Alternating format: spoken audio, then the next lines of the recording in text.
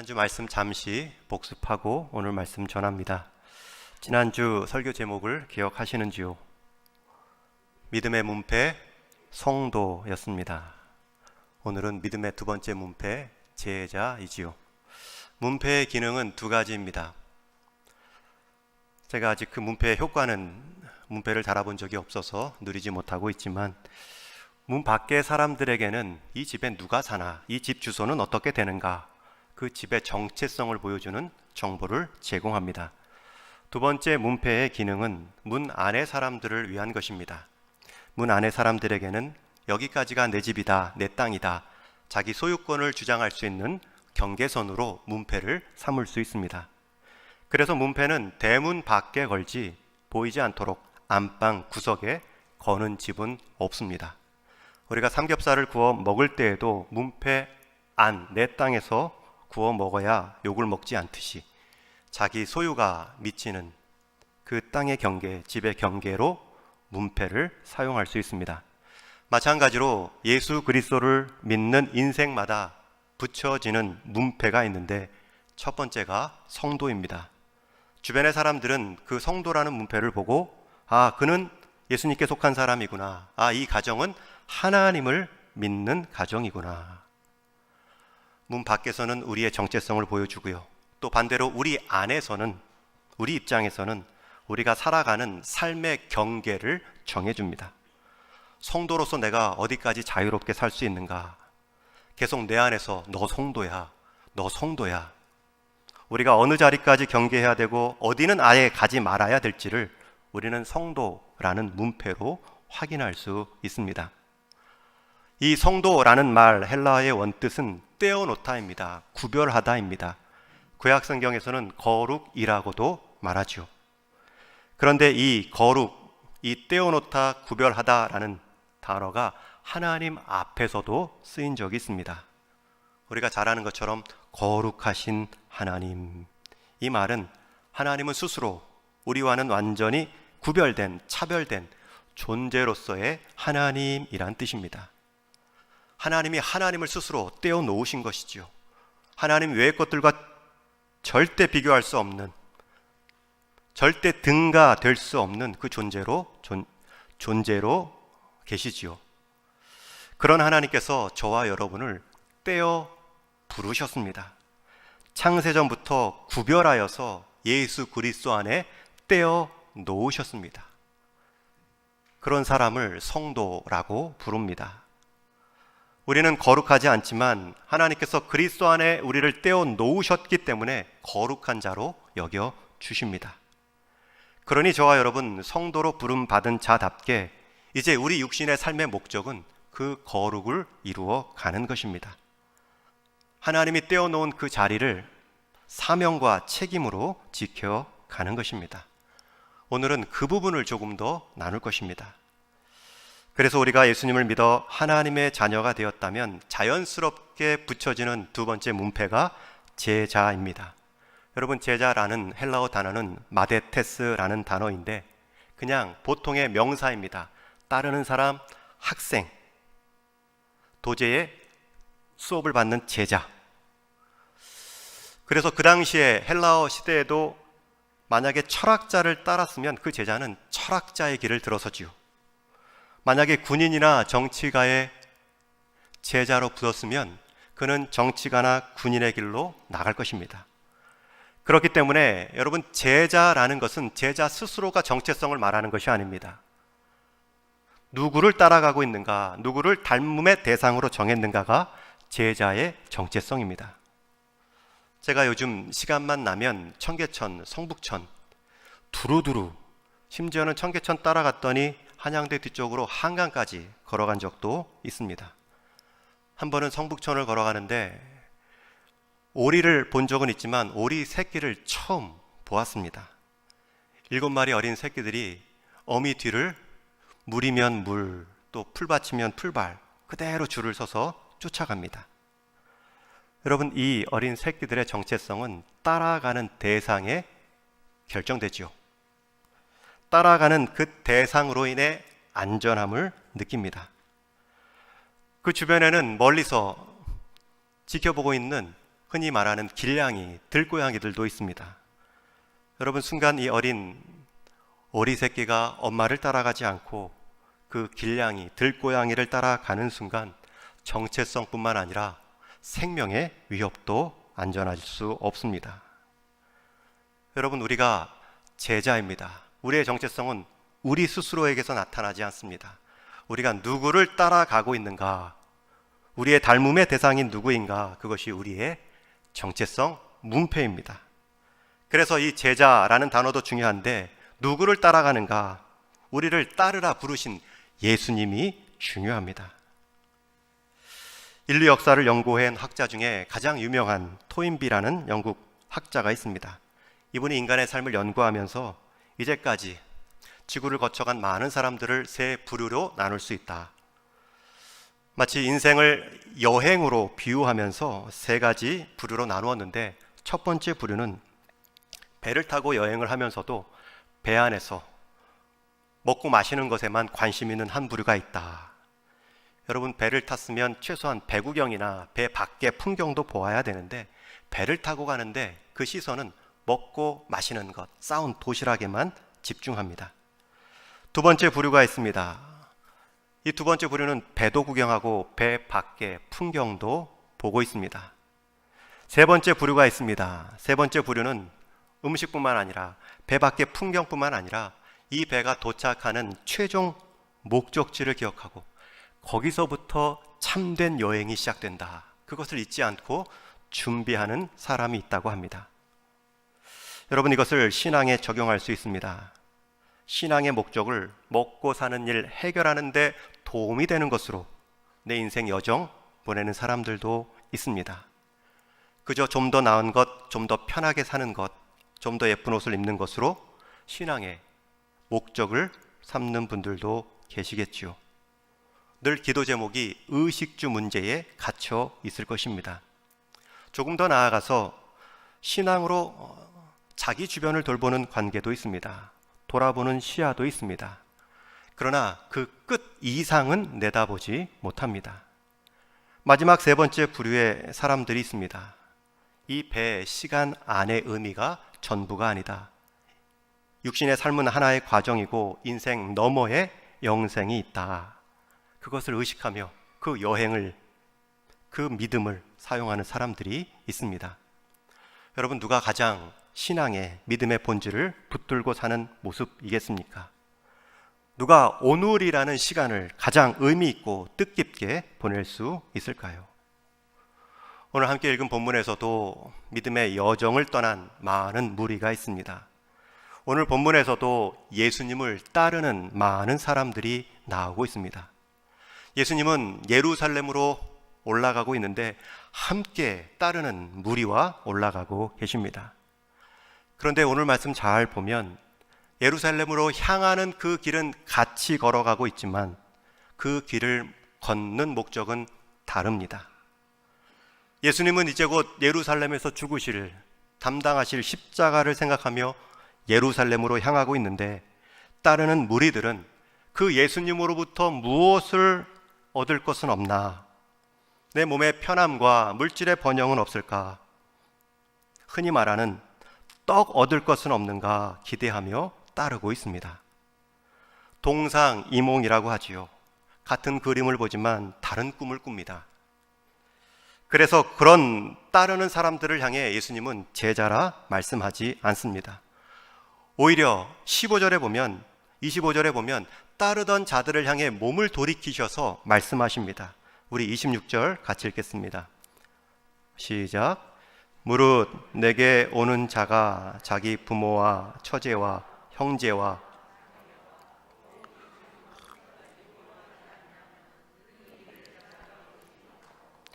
심지어 27절에 보면 자기 십자가를 지라 죽음을 각오하라는 말씀이고요. 33절에서는 자기의 모든 소유를 버리지 아니하면 능히 내 제자가 되지 못하리라. 마치 이 말씀은 따르는 자들을 향해 이제 그만 따라와라, 되돌려 보내시려는 말씀과 같이 여겨집니다. 너희가 정말 나를 따르는 이유가 무엇인지를 돌아보라 라는 말씀이겠죠. 분명히 자신을 따르던 그들을 향해 예수님이 몸을 돌려 이런 말씀을 하셨다는 것은 지금 많은 사람들이 예수님을 따르는 그 목적이 옳지 않음을 의미하는 표현입니다. 예수님은 그들이 따르는 이유를 잘 알고 있었습니다.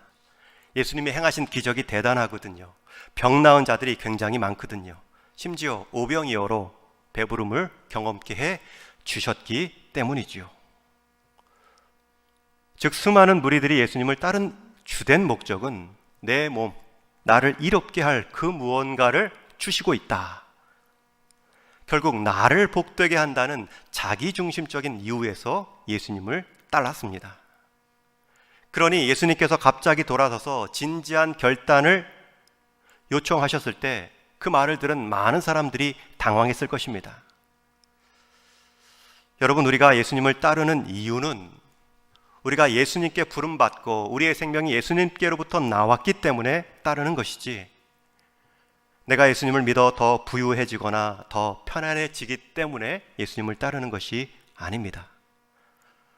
우리가 부모님 말씀을 따르는 이유는 우리가 부모님께 속하여 있고 부모님으로부터 나왔기 때문에 따르는 것이지, 부모님이 무언가를 잘 해줘서가 아닙니다. 물론 잘 따르고 잘 속한 자리 지켜나가면 우리 부모님들은 더욱 보살핌과 돌봄이 있는 것으로 우리를 대해 주시겠죠.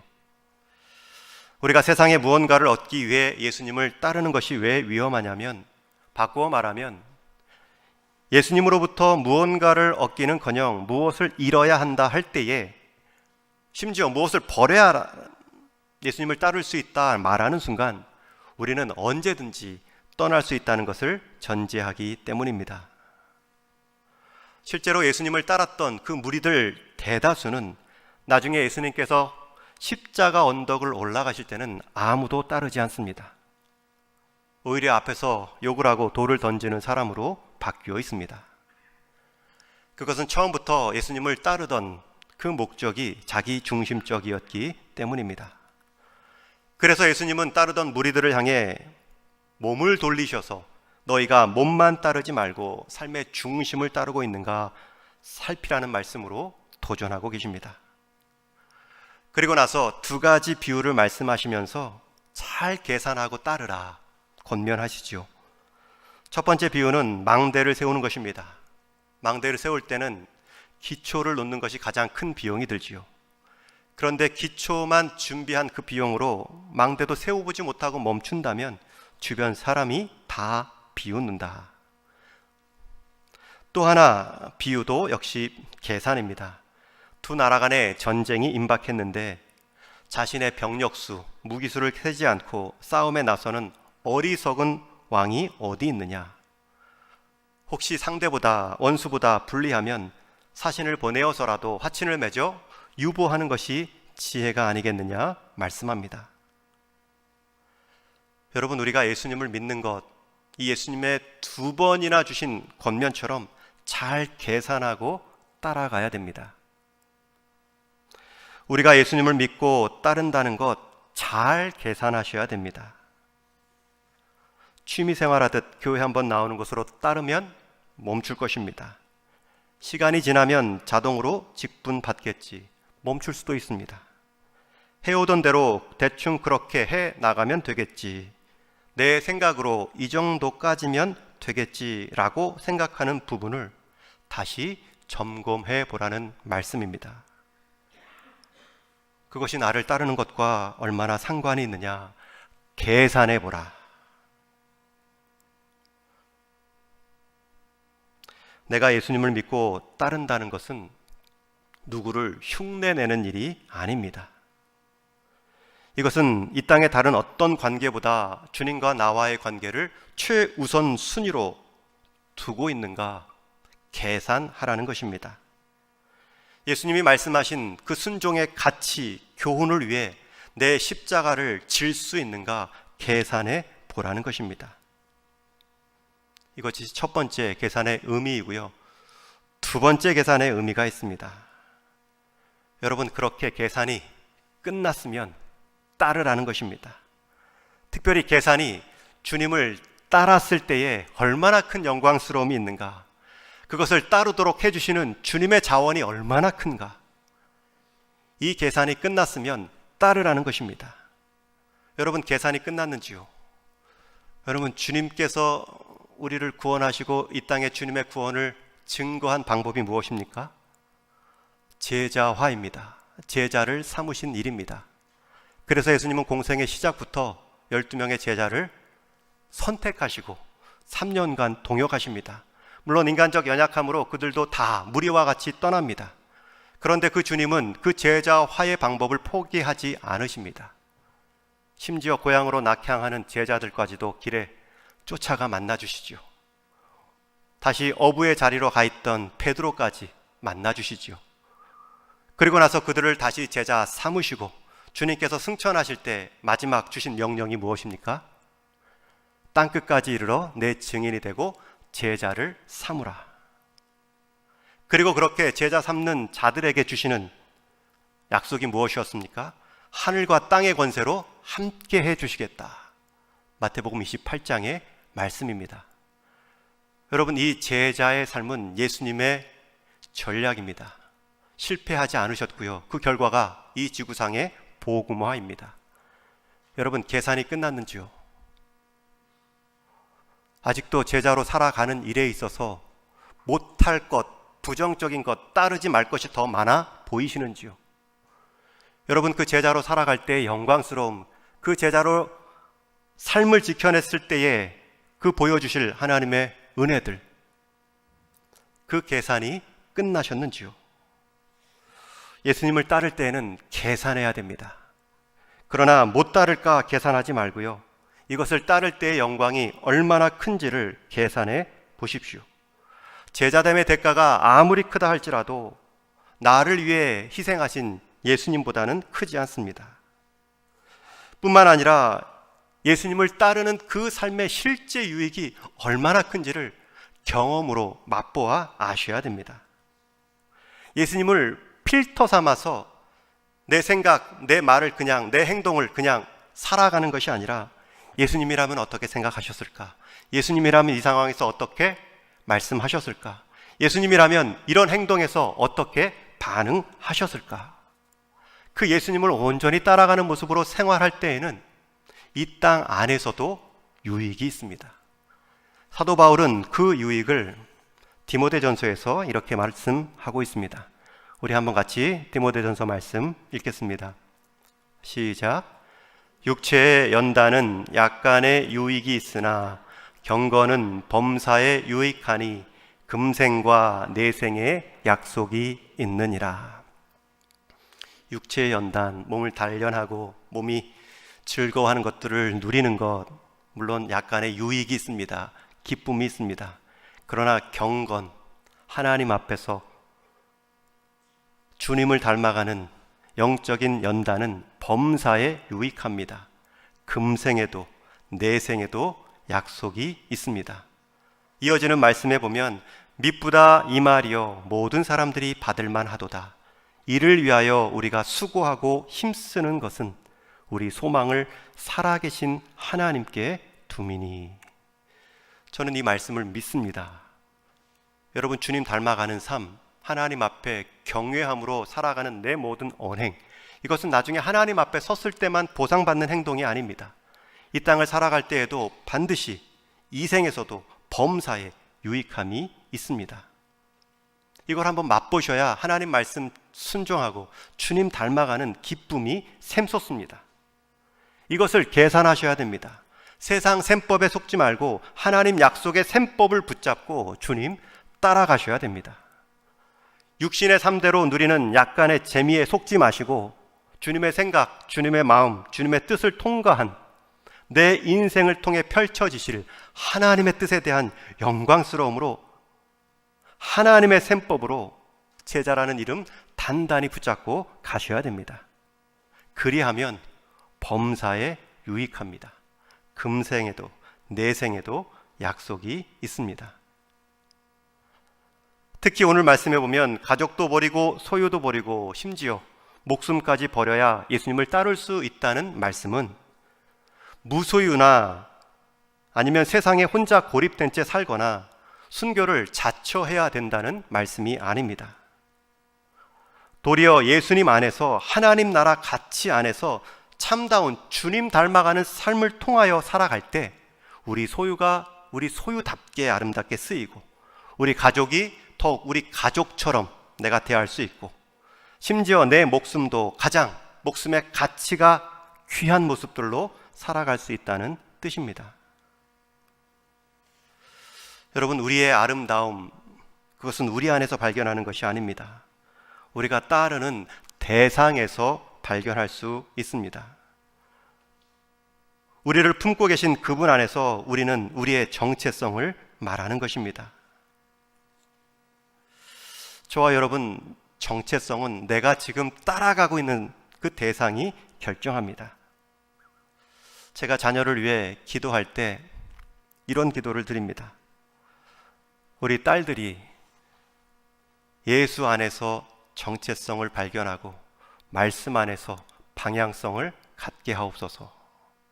여러분, 이 기도는 우리 동인교회 다음 세대를 향한 기도로 드리고 있습니다. 우리 다음 세대가 자기의 어떠함으로 자기 정체성을 말하지 말고 예수님과 관계한 그 관계 안에서 자기 정체성을 발견하고 그 말씀의 방향성 따라 내 삶의 전략을 세워가는 다음 세대가 되게 하여 주옵소서. 여러분, 이것이 왜 중요하냐면 이 두 가지만 준비되어지면 어느 자리에 놓이든 간에 하나님께서는 그 인생을 사용하시고 하나님의 한 뜻을 드러내 보이시기 때문입니다. 이 정체성이 중요합니다. 우리 다음 세대 자녀들, 세상에 여러 필터링이 있습니다. 순간적인 자기 취미도 있고 친구 관계도 있고 자기 인생의 목적도 있을 것입니다. 그것을 따라 살아가다 보면 남은 것이 믿음이란 부분들은 하나도 없을 수가 있죠. 그러나 우리 자녀들이 예수님을 필터링 삼아 살아갈 때에는 아무것도 없다 할지라도 그 아무것도 없는 상황에서 일을 하시는 하나님을 경험할 수 있습니다. 오늘 말씀 34절에 보면 정체성을 소금에 비유하여 말씀합니다. 소금도 만일 그 맛을 잃으면 무엇으로 짜게 하리요? 그냥 아무 쓸데없어 내버림을 당한다 말씀하십니다. 소금의 정체성은 짠맛입니다. 근데 그 짠맛을 잃으면 내버림을 당한다, 존재 가치가 없다는 뜻입니다. 마찬가지로 예수님을 믿고 따르는 자가 그 삶에서 예수님과의 관계성이 하나도 드러나지 않는다면, 예수님을 쫓아가는 그 모습이, 예수님의 언행이 내 삶 가운데 한 번도 비추어지지 않았다면 그 존재 가치가 맛을 잃은 소금과 같다는 경고입니다. 여러분, 소금과 짠맛은 하나입니다. 분리할 수 없습니다. 믿는다는 것과 주님 닮아간다는 것도 하나입니다. 나는 소금 모양만 있고 짠맛은 거부한다 라고 말하는 순간 소금은 소금이 아닙니다. 나는 예수님은 믿는데 예수님은 닮아가기 싫다라고 말하는 순간 믿음은 믿음이 아닙니다. 예수님을 따르는 제자는 몸만 함께 있는 자를 말하지 않습니다. 많은 허다한 사람들은 물리적으로 보면 가장 예수님께 가까이 있었던 사람들입니다. 그러나 그들은 제자가 아닙니다. 물리적인 거리는 가장 가까웠지만 그 속 사람의 중심은 여전히 자기가 자기 인생의 주인되어 심지어 예수님마저 이용하려는 사람에 불과했기 때문입니다. 이 사람들은 계산을 못한 거예요. 마치 예수님으로 인한 그 영광스러움도 계산하지 못했고 예수님으로부터 얻을 자신의 건강, 재물, 명예, 이것이 영원할 것 같다라는 잘못된 계산에 빠진 인생입니다. 그 잘못된 계산을 통해 그 유한한 물질을 얻지 못하였다, 번영을 누리지 못하였다, 예수님을 언제든지 떠날 준비를 하며 뒤쫓았던 사람들입니다. 예수님이 우리 삶에서 가장 최우선 순위에 있는가, 그것을 확인하고자 하나님은 가끔 우리가 가장 중요시 여기는 그 무엇을 건드리실 수 있습니다. 마치 하나님께서 아브라함에게 독자 이삭 제물을 바치라 했을 때 그것은 단순히 아들을 죽이라는 뜻이 아닌 것과 같습니다. 하나님이 최우선 순위이며 혈육과 소유와 관계된 그 모든 삶의 자랑들이 그 아래 순위인지를 삶으로 보고 싶어 하신 것입니다. 예수님을 누구보다 가장 가까운 관계의 대상으로, 내 생명보다 더 소중한 존재로, 모든 소유를 포기하더라도 예수님을 포기하지 않는 한 인생으로 그 자리를 지켰을 때에 주실 하나님의 복을 계산해 보십시오. 아브라함을 통해서도 계산해 보시고 2000년 교회 역사 가운데 살아온 수많은 신앙의 위인들을 보시며 계산해 보십시오. 주님을 닮아가는 삶이 이 땅에서 가장 남는 삶입니다. 주님을 닮아가는 삶이 이 땅에서 가장 아름다운 것을 남길 수 있는 사람입니다. 왜냐하면 하나님은 그렇게 주님 닮아간 그 사람들을 통하여 주님 닮아간 사람들을 세워가시기 때문입니다. 중국에서 선교 사역을 하며 한 가지 목적만을 가지고 나갔습니다. 이 넓은 땅에서도 한 사람, 예수님 닮고자 애쓰는 그 한 사람만 세우고 오게 해 주십시오. 예수님은 12명의 제자로도 전 세계 복음화를 이루셨는데 이 중국 땅에 제대로 주님 닮아가려는 한 사람만 허락해 주십시오. 목회 사역을 감당하는 지금의 상황에서도 이 목적은 바뀌지 않습니다. 바뀔 수가 없습니다. 바뀐다면 그것은 소금에서 짠맛을 빼버리는 일과 같기 때문입니다. 오늘날의 한국교회의 어려움도 여기에 있습니다. 다음 세대의 생존을 심각하게 고민해야 할 그 상황까지 처해 있습니다. 한국교회를 바라보는 도덕적 권위는 이미 많이 무너졌습니다. 세계 교회사의 유래를 찾아보기 어려울 정도로 은혜를 경험한 것 같았는데 그 은혜를 유지하지 못하고 있습니다. 예수님을 인생의 목적으로 삼지 않고 예수님을 지렛대 삼아 내 인생의 내 목적을, 내 성공을 이루려 했기 때문입니다. 시대의 온갖 우상들을 제하고 하나님만을 섬겨야 할, 가르쳐야 할 앞선 목회자들이 스스로 우상이 되어버리는 우도 범하였습니다. 교회 공동체가 좀 더 애통해야 하고 약한 자들과 함께 해야 하는데 오히려 스스로 권력과 부의 대명사가 되어 비난을 받고 있습니다. 이런 상황에서 교회 갱신을 향한 무수한 말, 무수한 방법들이 힘을 잃어갑니다. 이러한 상황에서 믿고 배우고 고백한 대로 정직하게 살아가는 제자 한 사람이 결국은 다음 세대를 열어갈 하나님의 해법이 될 것입니다.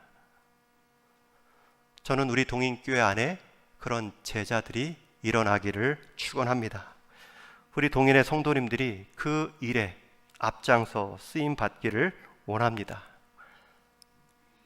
제가 그 길을 가겠으니 여러분도 그 길을 따라와 주시기 바랍니다. 저를 닮으라는 것이 아니라 제가 닮고자 하는 그 주님을 여러분도 마지막 목표로 삼고 나아가시기 바랍니다. 주님은 그 전략을 포기하신 적이 없습니다. 주님은 그 전략을 통하여서 지금 우리를 여기까지 세워 놓으셨습니다. 그 과정에서 수많은 박해와 위기도 있었지요. 그러나 우리가 열매입니다. 앞으로 어떤 박해와 어려움이 있을지 모릅니다. 그러나 역시 우리가 답입니다. 결국은 하나님은 그 한 사람의 제자를 통해서 일을 이루어 가시기 때문입니다. 저는 여러분 인생에게 새로운 도전을 드립니다. 지금까지 어떤 이유로 교회를 다니셨습니까? 여러분 어떤 여정으로 여러분의 인생 배 안에서, 지구라는 배 안에서 살아가고 계십니까? 내 안에 손에 있는 것들로만 살아오셨는지, 가끔은 내 옆에 있는 사람의 손도 잡아주셨는지요? 아니면 그 인생 넘어서 하나님 앞에 서실 그날을 기대하며 하나님의 손과 함께 잡혀 살아가고 계신지요? 우리의 목표는 그리스도의 제자입니다. 예수님은 우리에게 값없는 영생도 주셨지만 우리에게 또 다른 그리스도를 닮아가려는 사명도 주셨기 때문입니다. 그런데 그것이 과정에서는 십자가를 지는 어려움도 있지만 그 영광은 상상할 수도 없는, 그리고 그 과정에서도 주님 함께 하시는 내생의 은혜를 경험할 수 있는 부르심입니다. 한 사람의 인생 평가는 그의 사후에 결정될 때가 많습니다. 그 사후에 남겨진 것을 보면 그 생전에 무엇을 위해 살아왔는지를 알 수 있습니다. 예수님은 세상에 계실 동안 글 한 줄, 책 한 권도, 심지어 자신을 기념할 돌비 하나 세워놓지 않으셨습니다. 그러나 그분께서 남겨놓은 유일한 유산, 제자들을 통해 교회를 이루셨고 땅끝을 향한 복음의 사명을 이루어 놓으셨습니다. 저와 여러분, 우리 성도님들은 다 제자로 주님 닮아갈 사람들로 부름받았습니다. 그 자리에 예외인 성도는 한 사람도 없습니다. 여러분, 성도의 문패는 믿음의 시작입니다. 제자의 문패가 우리 신앙의 본선입니다. 하나님께서 우리를 그리스도 안에 구별된 자로 성도라는 문패를 달아주셨습니다. 그러면 우리는 삶의 일상에서 제자라는 문패를 가지고 주님 닮아감으로 주님의 거룩을 보여주는 것입니다. 우리 모든 성도님들 제자로 부름받았습니다. 예수님께서 유일하게 나의 유산이라 여기는 여러분들을 이 시대에 남겨놓으셨습니다. 여러분의 가정에, 여러분의 일터에, 우리 창신동에 우리를 남겨놓으셨습니다. 우리가 참된 제자로 살기 위해서 주님께서는 지금도 우리에게 뒤돌아서셔서 물으실 겁니다. 이 무리들을 당혹스럽게 만들었던 그 질문을 오늘 이 아침 우리에게도 하실 수 있습니다. 주님은 오늘도 물리적 거리가 아닌 마음의 중심으로 주님을 따라갈 제자를 찾고 계십니다. 그 한 제자의 삶을 통해 하나님은 속한 관계들, 공동체를 새롭게 해 가실 것입니다. 성도의 문패는 시작입니다. 제자의 문패가 본선입니다. 그 주님을 따라가는 제자의 삶에 있어서 남의 부르심으로 치부하지 마시고 주변부의 구경꾼으로 머물지도 마시고 다 같이 신앙의 여정, 경기장 안으로 들어오셔서 멋진 주님 제자 되어지는 믿음의 경기를 이루어 가시기 바랍니다. 저와 여러분, 우리는 주님의 길을 온전히 쫓아가는 한 절대 지지 않는 경기를 하고 있습니다. 그 주님의 제자화는 오늘도 우리를 통해 확산되고 있습니다. 바라기는 저와 여러분 이 땅에 한 사람, 그 성실한 제자로 이룰 하나님의 뜻을 기대하며 주님의 약속하신 권세, 동행을 맛보시는 제자의 삶이 되기를 주님의 이름으로 간절히 축원합니다. 우리 같이 한번 기도하시겠습니다.